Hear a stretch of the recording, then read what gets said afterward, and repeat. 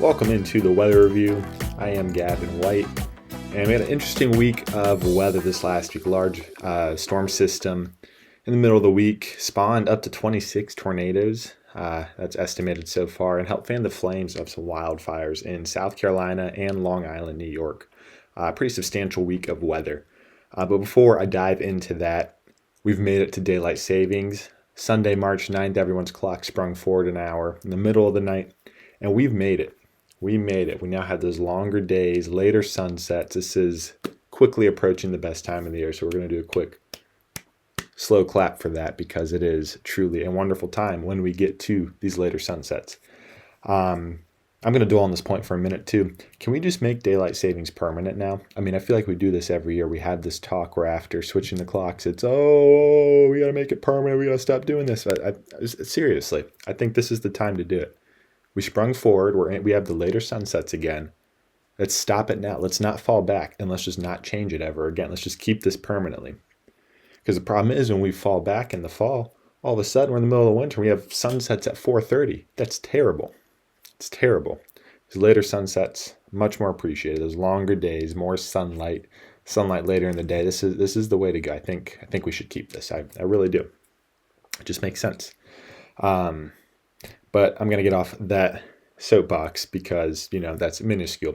We're in daylight savings, and there is some very interesting weather we can talk about that happened while we were still in standard time a week ago. There was a large, jumping right in, I guess, there was a large mid-latitude cyclone that developed, and the bulk of it lasted from March 3rd through March 5th, 3-day span where it did most of its damage, most of the storms as a result of this. It started out as a Colorado low, meaning that the low pressure itself and rotation originated in Colorado. Because remember, mid-latitude cyclones and low pressure systems are named by where they originate from. So it was a Colorado low, originated from Colorado, tracked through the southern plains into the Midwest and then into Canada, where we don't really care about it much anymore because it goes off and then its fronts move off into the ocean and it's done doing the worst of its damage. But it was still a pretty robust system. It was a strong storm. As I mentioned earlier, I mean, there were 26 preliminary tornadoes reported in conjunction with storms as a result of this low pressure system. When I say that, again, I know I've talked about this before, but with a low pressure system, you have a cold front and a warm front attached to the center of rotation. The center of rotation is moving both of these fronts. It's why they move the way they do, because they're part of these rotating masses of air around this lower pressure.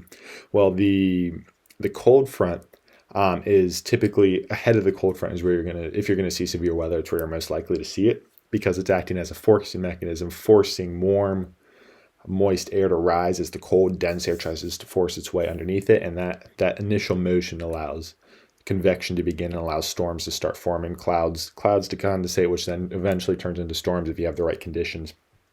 We saw that a lot. Majority of the tornadoes were focused in Oklahoma, Texas, and Louisiana, kind of there on the eastern boundary of traditional tornado alley, so we would expect to see that.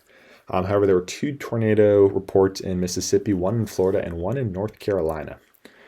So it was, again, a pretty robust system, a lot of severe weather tied to this.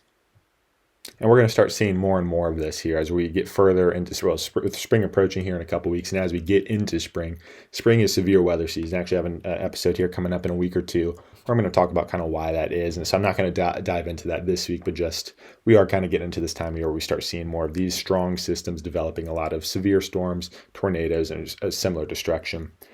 So the tornadoes are always interesting, but we're going to see a lot of tornadoes over the coming months. So what was something more unique about this particular system were the winds. There were extremely strong winds through the plains, the south and the southern mid-Atlantic, that kind of did a good amount of damage. I mean, some of the strongest wind gusts exceeded 75 miles an hour. That's hurricane force winds. Some of the strongest gusts were equal to hurricane force winds, which is, it's a misnomer because not really. Hurricane force winds, it has to be sustained for a minute, I believe. Whereas these are gusts, so they're just kind of coming and going. But still, the fact that we had gusts over 75 miles an hour tied to storms with this system is incredible. A lot of wind. And that's going to go down another quick tangent. What causes wind is actually Wind is the movement of air from a high pressure area to a low pressure area. Naturally, it wants to leave a high pressure and go to an area with lower pressure. That's the direction it's going to move. Think of a balloon. When you blow up a balloon and you let it go, the air comes rushing out of the balloon because it's under so much constant pressure. It's being forced out into the environment around it where there's less air pressure, excuse me. It's the same common principle, but on a much grander scale. It's air moving from an area of higher pressure to an area of lower pressure, which is why we see it. And that pressure comes from an imbalance in heating, which we can thank for with the sun and the Earth's tilt and all that. But in general, it's the difference in pressure is what causes wind in the first place. But we had some extremely strong winds, and we can kind of get an idea of what those strong winds look like by looking at a surface map, for example, because a surface map is going to plot kind of similar areas of similar pressure. And with that, where we see a strong concentration of isobar, we call them isobars, lines of constant pressure, zeroing in on an area, that's a good indicator it's either a low or high pressure relative to the rest of the environment around it. And the closer in proximity these lines are together, that's a good indicator the stronger the wind. There's a stronger pressure gradient, meaning there's more air that's trying to move from that higher pressure to that lower pressure. We have stronger wind.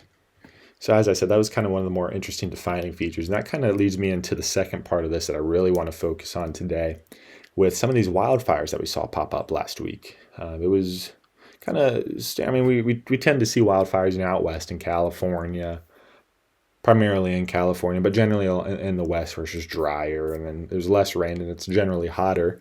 We're more used to seeing wildfires out there. So it's a little bit strange when you see these wildfires popping up in South Carolina, North Carolina, New Jersey, New York, which wildfires happen in every state every year, but they're usually small, they're usually quickly contained, and they don't really generate news because it's never a newsworthy event. It's never big enough to be a newsworthy event until this last week. There were two that were. Starting with the South Carolina fire, multiple wildfires actually broke out, primarily due to strong winds and dry conditions in the region. So kind of the two key factors you need for wildfires to take off. All you need is a spark. If you have strong winds and dry conditions, all you need is a spark and that fire is going to go. It's crazy. Combined across the state, over 4,000 acres have burned. However, the larger fire, which is the one near Myrtle Beach and has garnered the most national attention, burned over 2,000 acres. So one fire is responsible for more than half of the acreage burning from these collective wildfires in South Carolina. However, as of Sunday, March 9th, a woman was arrested in connection with the start of that fire. Now, I'll link the news article in the description so you can check it out yourself. But pretty much the accusation is that she lost control of her fire pit in her backyard, from which the blaze quickly spread because there were high winds and dry conditions. Everything was dried out. Grass ignited. The woods behind her house ignited. And boom, there's your wildfire that knocked out 2,000 acres of South Carolina. So it's pretty devastating to see. Wildfires are never a good thing. Well, I take that back. Natural wildfires are a good thing because they're meant to kind of clean out forests and allow new plants to develop. However, wildfires as a result of human actions are less ideal because it's unnecessary. Because if it's caused by humans, odds are it's happening where people are living. You're putting people's homes and livelihoods and businesses at risk, which you never want to see for anyone. Think about the LA fires earlier this year. Just stuff you don't want to see. It's human caused it, was preventable. And in this case, this larger fire in South Carolina was initiated. The spark came from a human, which is pretty unfortunate. But that unfortunately is the way that things happen. But as I said, someone has been arrested in connection with the start of that fire, albeit unintentional still. The other major wildfire that wildfire news story really that broke over the later in the week was in Long Island, outside of New York City. Multiple brush fires went up on Long Island, New York. Most of them were contained as of Sunday morning, as I was gathering everything. Again, I'll link an article describing that in the description for this episode as well. But again, just multiple brush fires, and again, similar conditions, strong winds, and it was very, very dry recently. They just haven't gotten as much rain or precipitation as they would generally like to see. So again, all it takes is a spark, all it takes is a cigarette butt, all it takes is an open flame somewhere, somehow, someone not paying attention, someone doing something stupid, an electrical line. It doesn't matter. All it takes is the smallest of sparks, and that stuff is going to go. It's so dry and so windy, it's going to ignite and it's going to carry. And that's what's happened in both of these circumstances. And interestingly, with the Long Island example, you can actually see some of it on radar, which is pretty cool, because as the radar beam is scanning the smoke plume coming off from the wildfire, the pulse from the radar hits it, and a good amount of it's like, that's dense, that's thick, that's reflective. It's going to scatter stuff back. And the signal that gets scattered back, the radar interprets it as precipitation. So the radar is seeing the smoke plume. It's thinking it's precipitation. We see it on the radars. It's actually a really cool thing to see. It kind of helps pinpoint where some of the fires are originating, because you can see where it gets narrow and where it gets broad as you get further away as the smoke disperses. It's a pretty cool thing, pretty cool phenomenon, actually, and an underrated use of radars. But still substantial fire. Again, most of that one is contained. It is unfortunate to see these wildfires. I'm very grateful for the firefighters and first responders that put their lives on the line to deal with these things and to take care of them. Forever grateful for them. But it is unfortunate because it's unconfirmed about the Long Island one, but I'm assuming it's also a human-caused fire, just because it's atypical to see something out there. So it's unfortunate in both these cases. A lot of land burned as a result of people being reckless, for lack of a better word. So that's a big thing. This is something else I harp on too. Cigarette butts. It's litter. I don't like when people throw their butts out. I understand why they do it, but I don't like it. I think it's litter. Plus, they're still hot. They're still smoking. They can spark a fire. That's something else to consider as well. Just putting that out there. But something that's interesting too, I think, is just kind of the whole notion of fire weather forecasting, because that is kind of a specialty. There are meteorologists whose specialty is with fire weather and fire prediction, who work with firefighters and with national agencies to kind of predict, all right, where are the most likely areas for a wildfire to occur? Where are the strongest fire conditions? Where is a wildfire expected to go? There's certain meteorologists whose their job title is incident meteorologists, in which they're sent out to, if there's a large wildfire, they're working with those fire agencies to predict where's the fire most likely to spread to based off the weather. It's a really cool thing, actually. So kind of like the three, I would say the three most important things anyone would need to look at when trying to do fire weather forecasting is winds, temperature, and relative humidity. I think those three things kind of give you the best bang for your buck. What's the risk of a fire starting, and where is it likely to go if there's already one ablaze? And the winds help with both of those. They fan the flames and they help it spread. And that's exactly what we saw with both the South Carolina and Long Island example, where these fires started, and we had right around the same time that this large low pressure mid-latitude cyclone was coming through the plains in the south and up through the mid-Atlantic, and there was a lot of wind. It was a very windy event all throughout there. There's wind reports. You can see the general path of where the wind was on. If you look on a U.S. national map of wind reports, there was it was a very windy system. And that certainly contributed to why some of these fires blew up as quickly as they did, and in the way that they grew and were oriented, is just because of the amount of wind that was moving through these areas, these regions last week. It was a huge factor as to why the South Carolina fire is as bad as it was. And I would argue why the Long Island fire was probably contributed to it starting in the first place. I 100% believe. But winds, they help to fan the flames. They provide more oxygen to those flames, because fire needs oxygen to burn. It's providing more oxygen to that. Furthermore, it helps it spread. It can carry embers downwind, which will help spawn more fires.